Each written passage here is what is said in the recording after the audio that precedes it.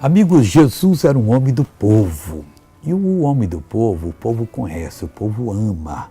E por isso Jesus está salvando tantas milhões de pessoas, porque Deus dá o toque, as pessoas estão vindo, não com lavagem cerebral, mas porque estão conhecendo o Senhor, estão recebendo a unção do Espírito Santo e sendo uma bênção.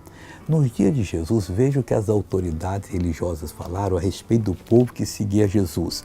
Está em João 7, versículo 49. Mas esta multidão que não sabe a lei é maldita. As pessoas maldizem aos outros só porque eles não têm o mesmo conhecimento que eles têm. Mas, meu irmãozinho, quem tem a graça de Deus pode dizer que é maldito? Não, ele é bendito, ele prova. A palavra dele é doce, mas poderosa ao mesmo tempo. A oração dele é eficaz, porque Deus honra aquilo que ele pede, que determina, operando as maravilhas. Prove e veja que Deus é bom.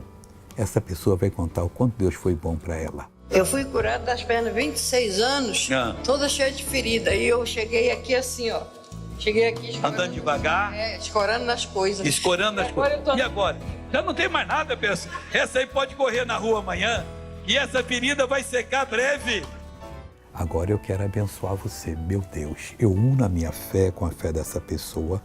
Eu repreendo toda a força do mal. Eu reprovo agora e digo: mal, saia desta vida, vá embora, para nunca mais operar, em nome de Jesus. E você diz: obrigado, Jesus. E amém.